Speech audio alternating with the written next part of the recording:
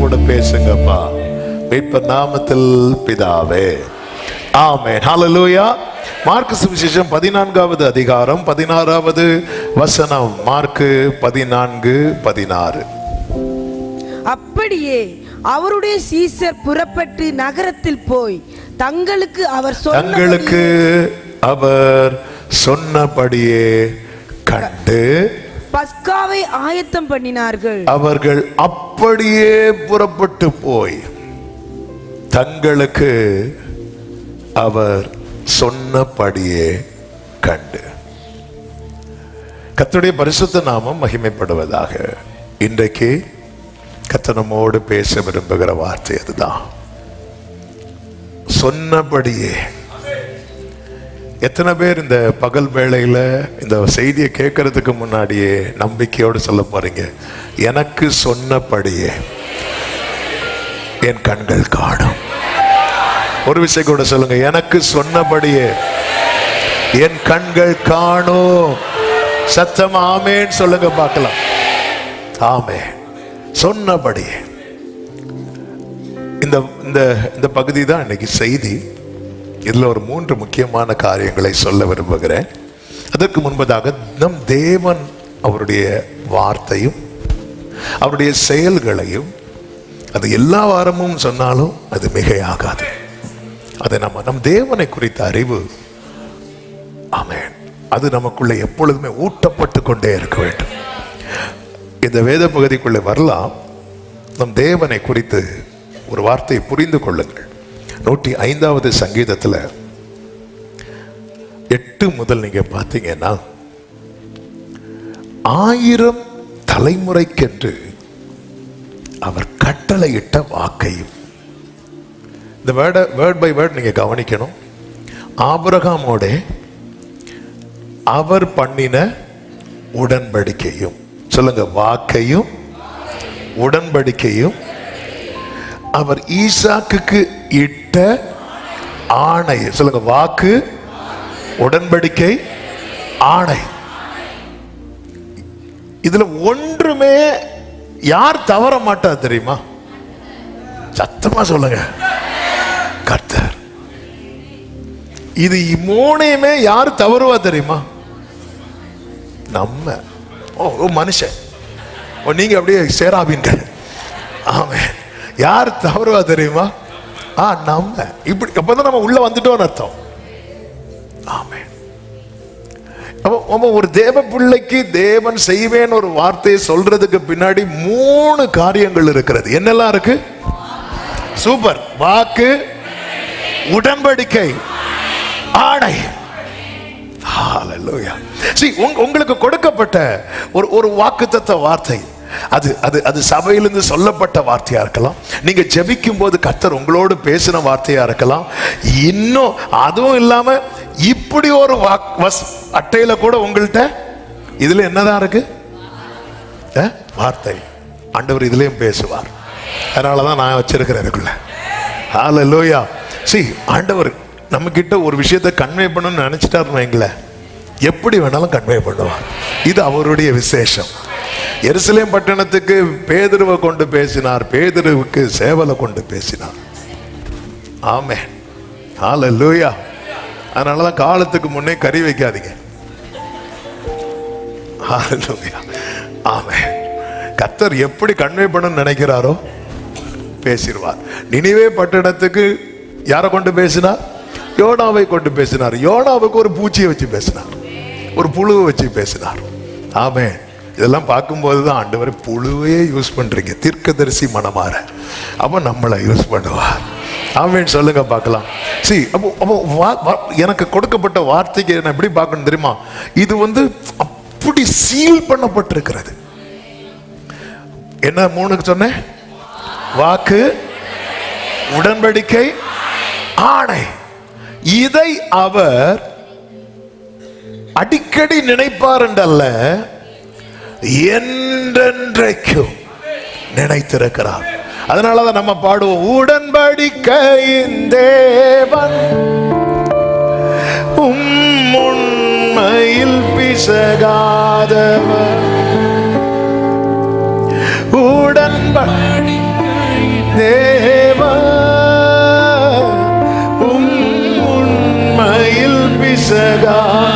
தாவீதுக்கு நான் பொய் சொல்லேன், நிறைவேற்றுவேன். என் தாவீதுக்கு நான் என்று சொல்லி ஆமே. மறவாமல் நினைப்பவரே இயேசையா, நிறைவேற்றி முடிப்பவர். We love you Jesus. Amen. Hallelujah. Abraham 1000 தலைமுறைக்கென்று அவர் கட்டளையிட்ட வாக்கு அப்படியே வரணும். நீங்க வாக்கு ஆபிரகாமோடு அவர் பண்ணின உடன்படிக்கை. அப்ப ஏற்கனவே அவர் என்ன வச்சிட்டார் தெரியுமா? வார்த்தை. வார்த்தை தான் எல்லாவற்றையும் என்ன செய்யும்? உருவாக்கும். அவர் வாக்கு வச்சிட்டார். அது எங்க வந்து உடன்படிக்கை பண்றார் தெரியுமா? ஆபிரகாமோடு இட்ட உடன்படிக்கை.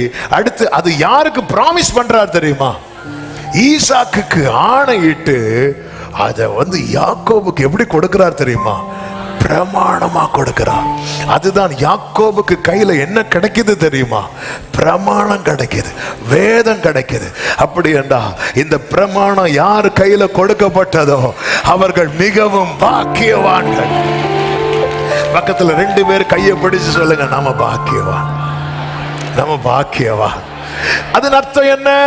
ஆமென். பிரமாணமாகவும் இஸ்ரவேலுக்கு நித்திய உடன்படிக்கையாகவும் உறுதிப்படுத்தி இப்ப அப்படி பாஸ் ஆகி வருது. அப்படி பாஸ் ஆகி ஒவ்வொருத்தருக்கு இந்த ஒலிம்பிக்லாம் இனாகரேஷன் டே பாத்தீங்கன்னா அந்த ஒலிம்பிக் தீபத்தை ஒருத்தர் ஃபர்ஸ்ட் கொண்டு வருவார். அப்படியே கொண்டு வந்து இன்னொருத்தர் கையில கொடுப்பாங்க. அவங்க அப்படியே கொண்டு வந்து இன்னொருத்தர் கையில கொடுப்பாங்க. ஆண்டவருடைய அந்த பூர்வ காலம் முதல் உறுதியான அவருடைய திட்டம், அவருடைய தீர்மானம் அப்படியே டிராவல் ஆகி அப்படியே உறுதிப்படுத்திட்டு அடுத்த வசனம் எப்படி இருக்கும் தெரியுமா? உங்கள் சத்தம் ஒரு ஆமென் சொல்லுங்க பார்க்கலாம். எங்க இருந்து வராரு? அதுக்கு முன்னாடி இருந்தே வராரு. 1000 தலைமுறைக்குன்னு அவர் திட்டம் வச்சுட்டு அப்படியே யார ஃபர்ஸ்ட் பிடிக்கிறார் தெரியுமா? ஆபிரகாமை பிடிக்கிறார். அடுத்து யார பிடிக்கிறார் தெரியுமா? ஈசாக்க பிடிக்கிறார். அடுத்து யார பிடிக்கிறார் தெரியுமா? இஸ்ரவேலை பிடிக்கிறார். அவ்வளவுதான், பிடிச்சு முடிஞ்ச ஆண்டவரே இல்ல, அடுத்து என்ன பிடிக்கிறார்? ஆமென். ஆபிரகாமை பிடித்த கரம், ஈசாக்கை பிடித்த கரம், யாக்கோபை பிடித்த கரம் என்னை பிடித்திருக்கிறது என்று சொல்றவங்க.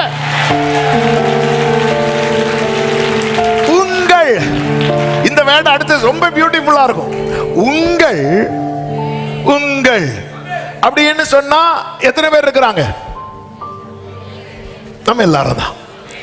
சுதந்திர பாகமான கானான் தேசத்தை உனக்கு என் ஒருவனுக்காக என் கர்த்தர் வைத்த திட்டம்.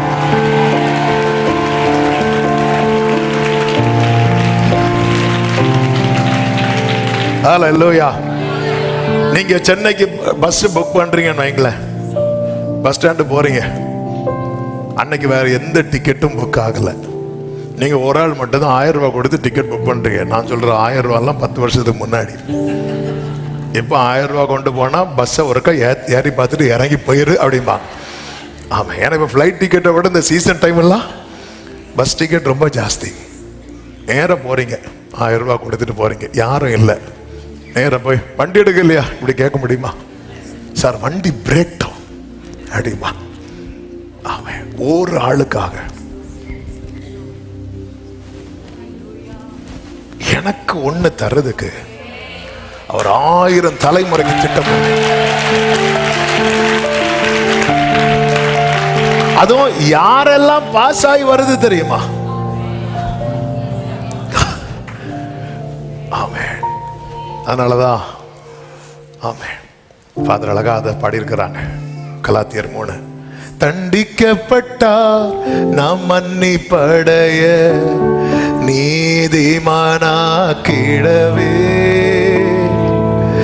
நொறுக்கப்பட்டார் நாம் மீட்படைய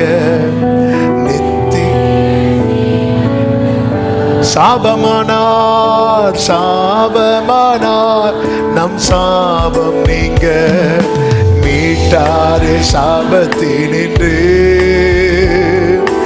ஆபிரகாமின் ஆசீர்வாதங்கள் பெற்றுக்கொண்டோம் சிலுவையினார். கைகளை உயர்த்தி நன்றி நன்றி நன்றி கோடி கோடி நன்றி பலிகள். ஹல்லேலூயா.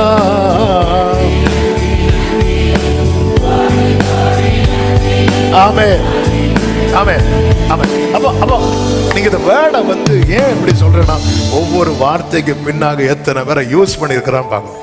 நமக்கு பைபிள்ல இருந்து ஏதாவது ஒரு வாக்குத்தத்தம் கொடுக்கப்பட்டதுன்னா அதுக்குன்னு ஒரு பர்சனை யூஸ் பண்ணிருப்பார் பார்த்தீங்களா? ஆமென். ஏதோ ஒரு வாக்குத்தத்தம் சொல்லுங்களேன். என் வலது கையை பிடித்துக் கொண்டு நான் உனக்கு துணை நிற்கிறேன். இந்த வார்த்தையால பலப்பட்டவங்களை கை தூக்க சொன்னா எல்லாரும் தூக்கும். ஆமே. ஆனா இதுக்கு ஒருத்தனை யூஸ் பண்ணியிருக்கிறான். ஹல்லேலூயா. ஆமென். அதனால ஓசியால நினைக்கிற ஒரு வேர்டு. ஆமென். ஒரு சாட்டர்டே நைட் அந்த வேர்டு நம்ம மெடிடேட் பண்ணோம். 12வது அதிகாரம். Thank you holy spirit. எடுத்தா சொல்றேன் இல்லைன்னு 4வது வசனத்தை பாருங்கள், வாசிங்க. அவன் தூதனானவரோடே. இந்த அவன் யார் தெரியுமா? யாக்கோபு. ரைட். அவன் தூதனானவரோட போராடி மேற்கொண்டான். இந்த வேர்டை எல்லாரும் கவனிக்கணும். இந்த பைபிளை அப்படி நெஞ்சோடு சேர்த்து வைக்கிறதுக்கு பேசிட்டு இருக்கிறேன். அதனாலதான் சொன்னேன். அதாவது ஆண்டவரை குறித்த அந்த தூதன் ஆனவரோட போராடி. இந்த இடத்துல 2 பேர் தான் இருக்கிறாங்க. 2 பேர் தான் இருக்கிறாங்க. யாரெல்லாம்? தூதனானவர்னா நம்ம ஆண்டவராகிய இயேசு கிறிஸ்து. ஆமே. அவரும் யாரும் இருக்கிறா? 2 பேர் தான். அடுத்து அழுது அவரை நோக்கி கெஞ்சினான். கெஞ்சினது யாரு? போராடினது யாரு? யாக்கோபு. அடுத்து பெத்தேலிலே. இந்த பெத்தேலிலே அவர் அவனை கண்டு சந்தித்து அவ்விடத்தில் நம்மோட பேசினார். நல்ல கரங்களை தட்டி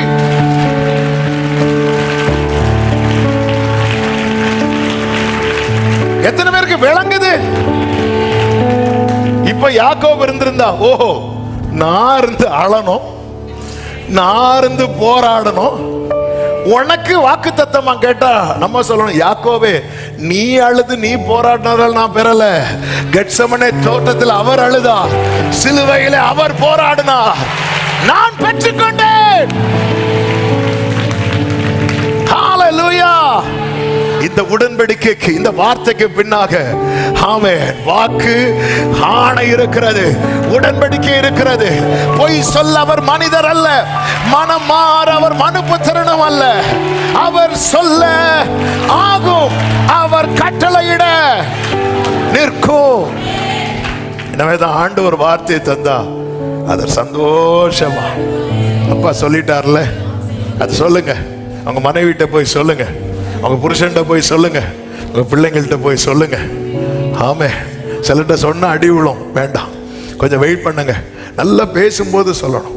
நல்லா அவருக்கு கோபத்தை ஏற்றிட்டு கர்த்தர் உரைக்கிறார், ஒரே உததான். ஆமே. நல்ல கோபத்தை ஏற்றிட்டு நீலாம் மனுஷன், உங்களால தான் அவ்வளோ பிரச்சனை, எங்க கர்த்தர் உரைக்கிறதாவது நான் உதைக்கிறதாவது ஓடிப்போ. இந்த நல்லா பேசிட்டு இருக்கும்போது, ஆமே நல்லா பேசி இருக்கும்போது சொல்லுங்க, இப்படி நான் இங்கே போனேன், ஆண்டவர் இப்படி பேசி இருக்கிறாங்க, நான் ஜெபம் பண்ணும் போது இப்படி ஒரு வார்த்தை நீங்க சொல்லுங்க. ஆமே. நம்ம அதை சொல்லவே மாட்டோம். நம்ம உங்க அம்மா என்னை பத்தி என்ன சொன்னாங்க தெரியுமா? அது தெரியுமா உங்களுக்கு? தெரியாதுல்ல. ஸ்தோத்திரம். ஹல்லேலூயா. நம்ம வாயில இடையில இதையும் போட்டுருவோம். ஆமா. இல்லை நீங்க சொல்லுங்க, ஏன்னா நீங்க நம்பணும். இதுக்கு பின்னாக இந்த வேர்டு இருக்கு பாருங்க. இந்த வேர்டு கொடுக்கும்போது இந்த இஸ்ரவேல் ஜனங்கள் எப்படி இருந்தாங்கன்னு பாருங்க. 12 பாருங்க, 105:12. அக்காலத்திலே அவர்கள் எப்படி இருந்தாங்க தெரியுமா? கொஞ்ச தொகைக்குட்பட்ட சொற்பம். சொல்லுங்க, கொஞ்சம், சொற்பம், பரதேசி. ஆமென். ஹல்லேலூயா. ஆமென். வேர்டு கிடைக்கும் போது எப்படி? கொஞ்சம், அடுத்து சொற்பம், அடுத்து பரதேசி. ஆமென். ஆனா வேர்டு கிடைச்சதுக்கு அப்புறம் 24 அவர் தம்முடைய ஜனங்களை மிகவும் பலுக பண்ணி அவர்களுடைய சத்துருக்களை பார்க்கிலும் அவர்களை பலவான்களாக. எத்தனை பேர் விசுவாசிக்கிறீங்க? சத்தமா ஆமென். ஹalleluya. ஆண்டவரே, இந்த கொஞ்சம், இந்த சொற்பம், இவனுக்கு நீர் கொடுத்த வார்த்தைக்கு பின்னாக எவ்வளவு, இந்த வார்த்தை எப்படி டிராவல் ஆகி வருது பாத்தீங்களா? எப்படி டிராவல் ஆகி வந்து பாருங்க இந்த வசனம். அதனாலதான் கர்த்தர் யாக்கோபுக்கு ஒரு வார்த்தையை அனுப்பினார், அது இஸ்ரவேல் மேல் இறங்கிற்று. ஆமென் சொல்லுங்க பார்க்கலாம்.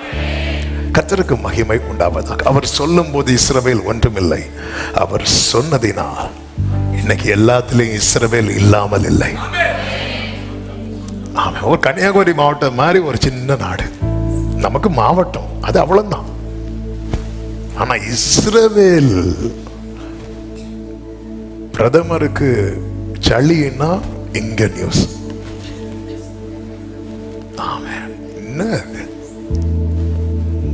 என்ன வேர்டு?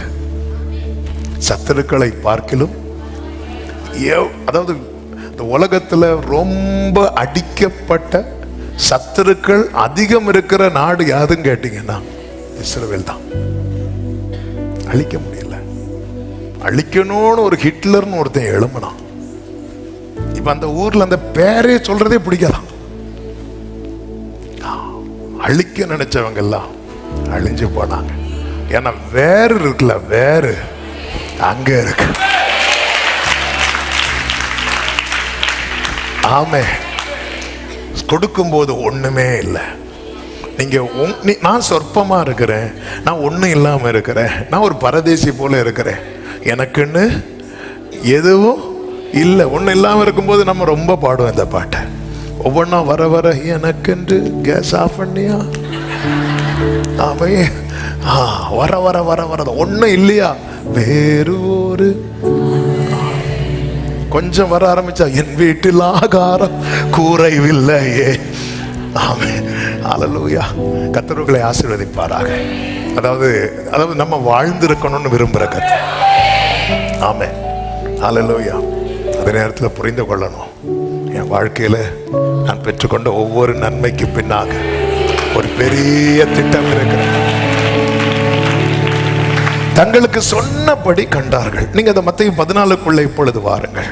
தேவன் நம்ம எவ்வளவு ஆச்சரியமாய் நடத்துகிறார். இங்கே ஒரு 3 காரியங்களை நான் சொல்ல விரும்புகிறேன். அதனுடைய 12 முதல் 16 வரை உள்ள வசனங்களை நான் வேகமாய் வாசிக்கிறேன். வாசிக்கிறதுக்கு முன்னாடி நான் சொல்லிடுறேன், ஏன்னா டைம் இல்லை. ஆமென். as usual 3ன்னு சொல்லிட்டேன். ஆமென். இங்கே சீஷர்கள் கேட்கிறாங்க, ஆண்டவரே, பஸ்காவை புசிப்பதற்கு நாங்கள் எங்கே போய் ஆயத்தம் பண்ண சித்தமாயிருக்கிறீர்கள் கேட்கிறான். அவர் தம்முடைய சீஷர் 2 பேரை நோக்கி, நீங்கள் நகரத்திற்கு போங்கள், அங்கே தண்ணீர் குடம் சுமந்து வருகிற ஒரு மனுஷன் உங்களுக்கு எதிர்படுவான், அவன் பின்னே போங்கள். அவன் எந்த வீட்டுக்குள் பிரவேசிக்கிறானோ அந்த வீட்டு எஜமானை நீங்கள் நோக்கி, நான் என் சீஷரோடு கூட பஸ்காவை புசிக்கிறதற்கு தகுதியான இடம் எங்கே என்று போதகர் கேட்டார் என்று சொல்லுங்கள். அடுத்த வசனத்தை கவனிங்க. அவன் கம்பளம் முதலானவைகள் விரித்து ஆயத்தம் பண்ணப்பட்டிருக்கிற விஸ்தாரமான மேல் வீட்டறையை உங்களுக்கு காண்பிப்பான் அப்படிங்கிறார். அடுத்த வசனத்துல, அப்படியே அவருடைய சீஷர் புறப்பட்டு நகரத்திற்கு போய், அப்படியேனா எப்படியே, அவர் சொன்னபடி போனார்கள், அவர் சொன்னபடி கண்டார்கள். ஆமென். கர்த்தர் சொன்னபடி போனார்கள். அடுத்து நமக்கு இந்த 2வது வார்த்தை தான் சொன்னபடி சொன்னபடி சொன்னபடி. இப்ப ஃபர்ஸ்ட் நான் என்ன சொன்னேன்? எல்லாரும் சொல்லுங்க, கர்த்தர் எனக்கு சொன்னபடி என் கண்கள் காணும். இப்ப எல்லாரும் சொல்லுங்க, அவர் சொன்னபடி நான் போனா. எப்படி மழை ஓயும் போது சில டிராப் விழும் பாருங்க, டக் அப்படி எப்படி சவுண்ட் போச்சா? இதுதான் சத்தியம். இன்னைக்குள்ள செய்தி இதுதான். அவர் சொன்னபடி நான் போனா, அவர் சொன்னபடி நான் காண்பேன். ஆமென். அவர் சொன்னபடி 3 காரியங்களை இங்க சொல்ல விரும்புகிறேன். 1 அர்ப்பணிப்பு, 2 ஆலோசனை, 3 அடையாளம். அர்ப்பணிக்கிறவனுக்கு ஆலோசனை, ஆலோசனையின்படி நடக்கிறவனுக்கு அடையாளம். ஆமென். இந்த அடையாளம் வந்துட்டுன்னு வைங்களேன், சீக்கிரம் நடக்க போகுதுன்னு அர்த்தம். இந்த குடத்தை கொண்டு வருகிறவனு பார்த்துட்டேன்னா நீ அந்த வீட்டுக்குள்ள போக போறேன்னு அர்த்தம். ஆண்டவர் எவ்வளவு சொல்றாரு பாருங்க. இந்த அர்ப்பணிப்பை குறித்து சொல்லும் போது, இந்த அர்ப்பணிப்பு அப்படின்னால என்ன அப்படின்னா, அவர் சொல்லுகிறது எதுவானாலும் செய்கிற ஒரு மனநிலை இருக்கு தெரியுமா? இதுதான் அர்ப்பணிப்பு. அவர் சொல்லுகிறது எதுவானாலும். இன்னைக்கு கடந்த நாள்ல ரொம்ப சிந்திக்க வைத்த ஒரு வார்த்தை. ஒரே பர்வதத்துல முச்சடியிலே கர்த்தர் எழுந்தருளுகிறார். மோசே எங்க வருகிறார். மோசே கிட்ட கர்த்தர் சொல்றார், உன் பாதரட்சியை கழட்டு அப்படின்னார். கலட்டினாரா இல்லையா? கலட்டினார் இருக்கான்னு பைபிளை கேட்காதீங்க. களத்துலன்னு அடுத்து பேசியிருக்க மாட்டார். களத்துலன்னு அடுத்து பேசியிருக்க மாட்டார். ஆண்டவர் ஒன்று சொல்லி நான் செய்யாமல் இருந்தேன்னா அடுத்த கான்வர்சேஷன் கண்டினியூ ஆகாது. என்னைக்குமே அது சில எல்லாமே பைபிளில் இருக்கும். அவர் கலத்தினாரா, அவர் எங்கே போட்டாரு அப்படின்லாம் இல்லை.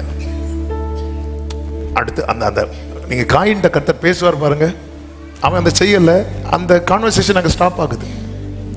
தேவன் என்கிட்ட நல்லா பேசிட்டே இருந்தார், இப்போ பேசலை அப்படின்னா ஏதோ ஒரு இடத்துல நாம கட் பண்ணிட்டோம்னு அர்த்தம்.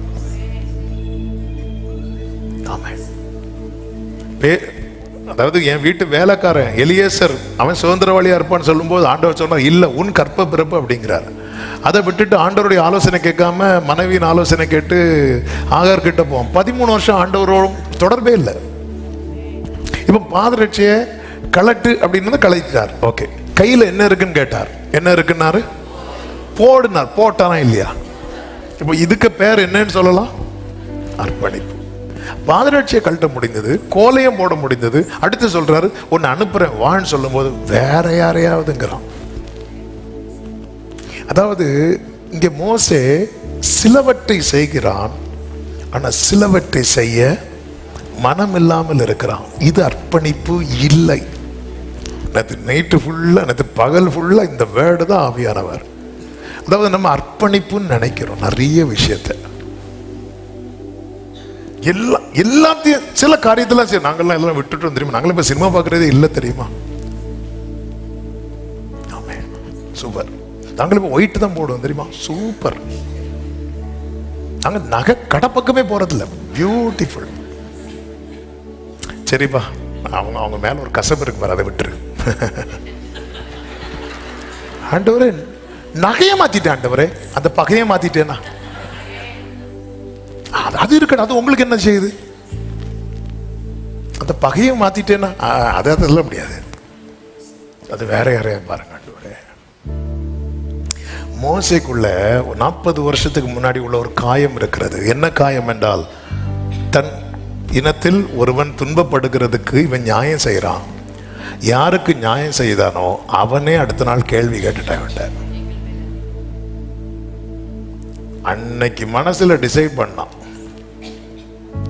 மோசேயின் பக்கம் நியாயம் இருக்கிறது.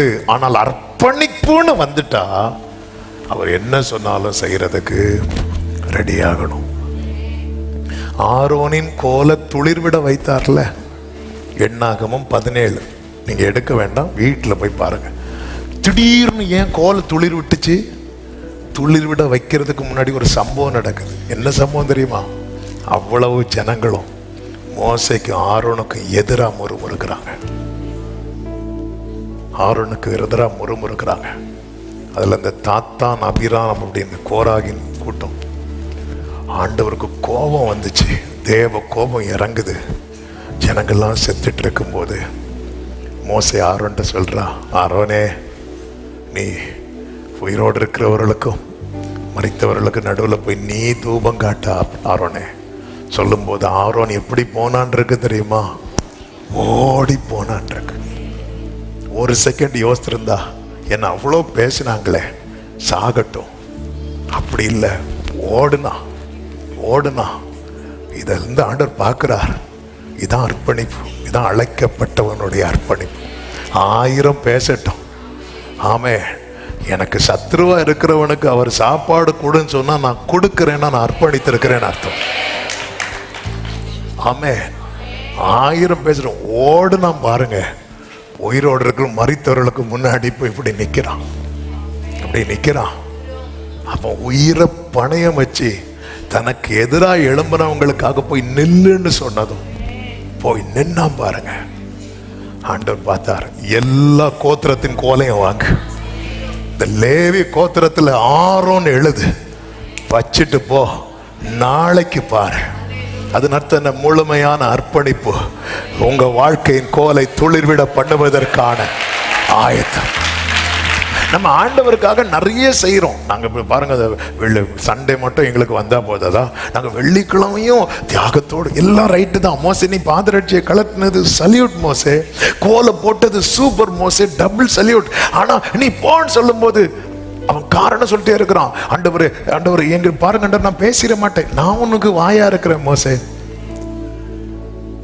இல்ல ஆண்டவர், வேற யாரையாவது. அப்ப இதுக்கு பேர் என்னது? யோனாவே நீ யாரு? நான் முழுமையாய் ஃபுல் டைம் நான் ஊழியக்காரன், ஃபுல் டைம் ஊழியக்காரன் தான் யோனாவே. ஆமா ஆண்டவர், நீ போ நினிவேக்கு போ. அது முடியாது ஆண்டவரே. இதுக்கு பேர் என்னது? அர்ப்பணித்தேன் அர்ப்பணித்தேன் அர்ப்பணித்தேன் அர்ப்பணிக்கிறோம். ஆனா சிலவற்றை செய்கிறோம், சிலவற்றை செய்ய மாட்டேங்கிறோம். ஆண்டவரே எங்கள் விசுவாசத்தை வர்த்திக்க பண்ணும் அப்படின்னு ஜனங்க கேட்கிறாங்க பாருங்க. கேட்கும் போது இயேசு ஒரு உண்மை சொல்லுகிறார். லூக்கா 17வது அதிகாரம் அதனுடைய 7, 8, 9, 10 வசனங்களிலே அந்த வசனங்களை வாசிக்கிறீங்களா? உங்களில் ஒருவனுடைய ஊழியக்காரன் உழுது அல்லது மந்தை மேய்த்து, அப்படி வாசிக்க கூடாது. உங்களில் ஒருவனுடைய ஊழியக்காரன் உழுது அல்லது மந்தையை மேய்த்து வயலில் இருந்து வரும்போது எஜமான் அவனை நோக்கி நீ முன்பு போய் சாப்பிட்டு வா என்று அவனுக்கு சொல்வானோ? நீ சாப்பிட்டு வரீங்களா?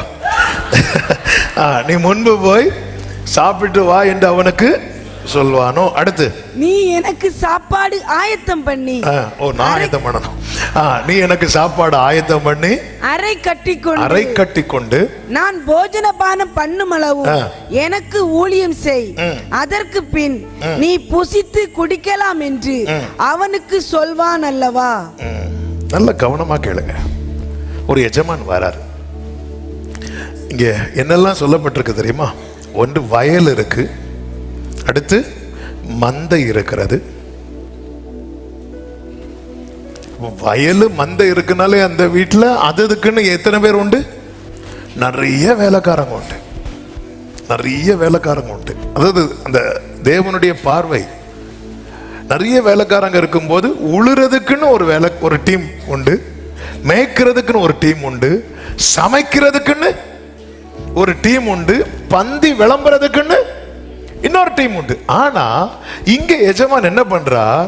ஒருத்தனை கூப்பிட்டு நீ உழுது, நீ போய் முதல்ல உழுதுட்டு வா, உழுதுட்டு வந்துட்டு மந்தையமே. இல்ல இல்ல நான் இது மட்டும் தான் செய்வேன், இது செய்ய மாட்டேன். இல்ல இல்ல ஆண்டவர், அதுக்கு ஆள் இருக்குல்ல ஆண்டவர். இல்ல, என்னைக்குமே புரிஞ்சுக்கோங்க, ஒருத்தங்கிட்ட எல்லாத்தையும் அவர் கொடுக்கிறார் அப்படின்னா அவருக்கு ஆள் இல்லாததுனால அல்ல, அவன் மேல அவருக்கு நம்பிக்கை இருக்கிறதுனால. இது எதுக்கு சொல்றார் தெரியுமா? எங்கள் விசுவாசத்தை நீர் வர்த்திக்கப்படும். எனக்கு ஆண்டவர் காண்பித்த ஒரு வெளிச்சத்தை சொல்றேன். அதாவது என்னுடைய ஃபெய்த் எந்த அளவுக்கு நான் விசுவாசத்துல வளர்றேன் என்பது எதுல இருக்கு தெரியுமா? என்ன அவர் ரொம்ப நம்புறாருங்கிறதுல இருக்கு. ஹல்லேலூயா. இல்லைன்னா என்ன உழ சொல்லிட்டு இன்னொருத்தன்ட்ட மேய்க்க சொல்லலாம்ல, இன்னொருத்தன்ட்ட சமைக்க சொல்லலாம்ல, இன்னொருத்தன்ட்ட பத்தி சொல்லலாம்ல. இவருக்கு எல்லாத்துக்கும் நான் தான் வேணும்.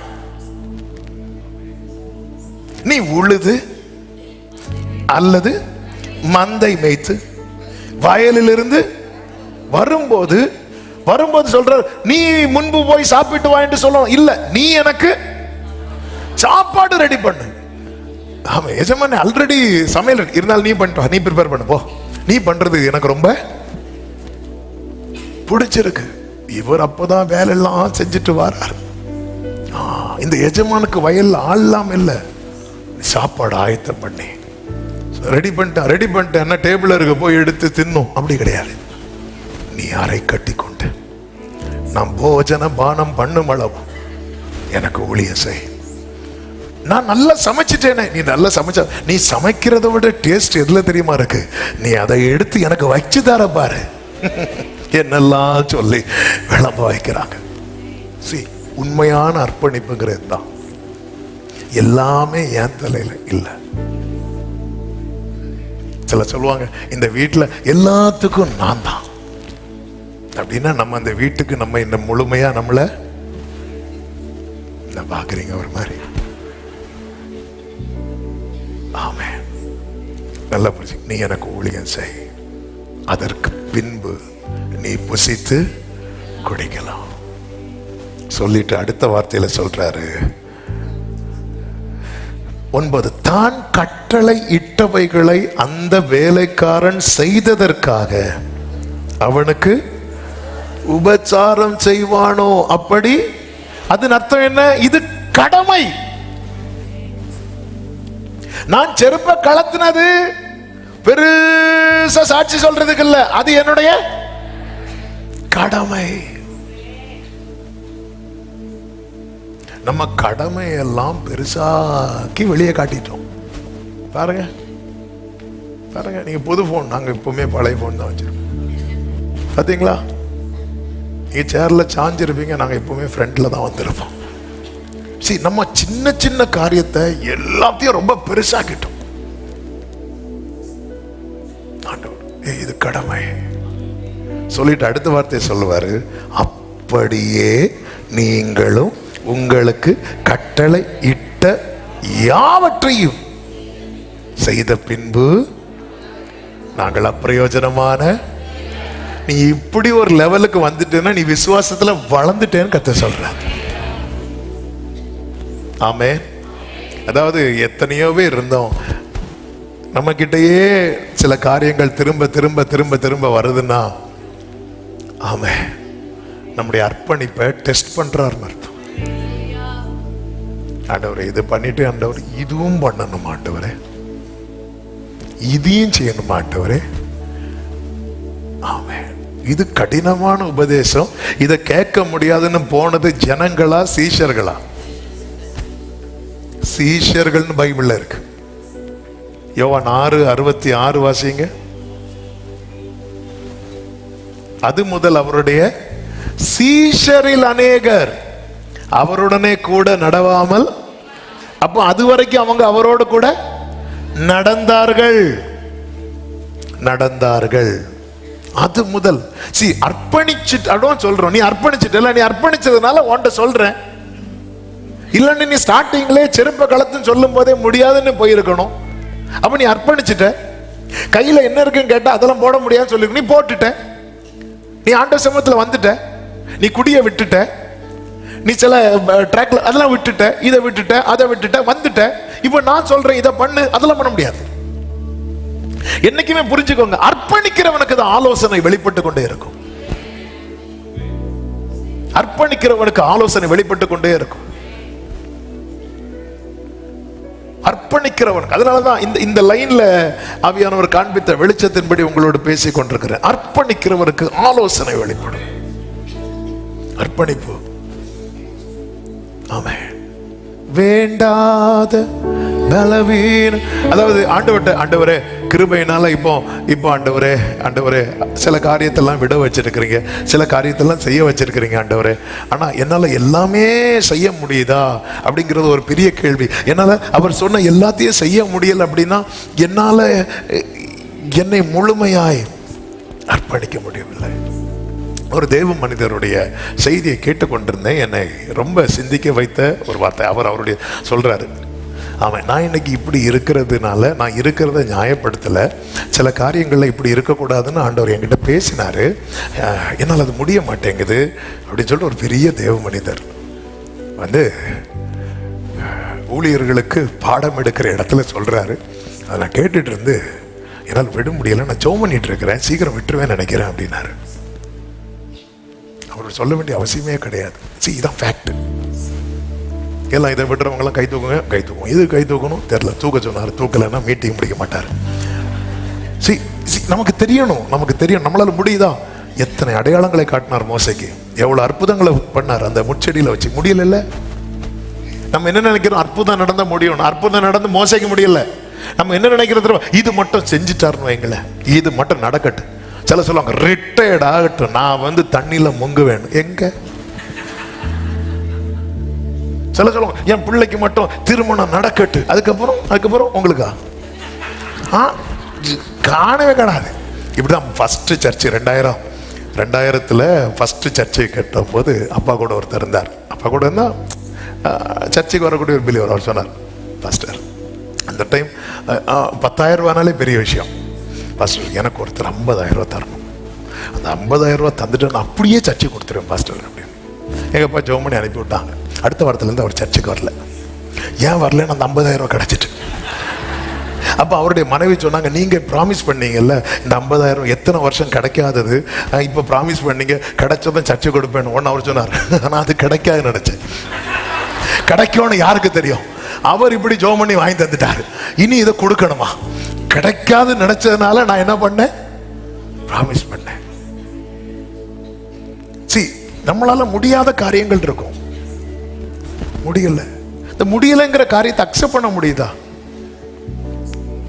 நம்ம நியாயப்படுத்திட்டே இருக்கிறோம்ல.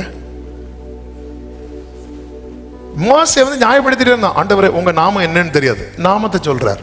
இனி என்ன சொல்லுவேன், ஆண்டவரே ஜனங்க நம்ப மாட்டாங்க, என்ன அடையாளம் வச்சுக்கோ, அடையாளத்தை காட்டிய. இனி என்ன சொல்லுவேன், ஆண்டவரே எனக்கு நான் வாக்கில் வல்லவன் இல்லை, நான் உனக்கு வாயா இருக்கிறேன். இனி வேற யாரையாவது அக்செப்ட் பண்ண மாட்டேங்கிறீங்கல்ல மோசே, முடியலன்னு சொல்ல மாட்டேங்கிறீங்கல்ல.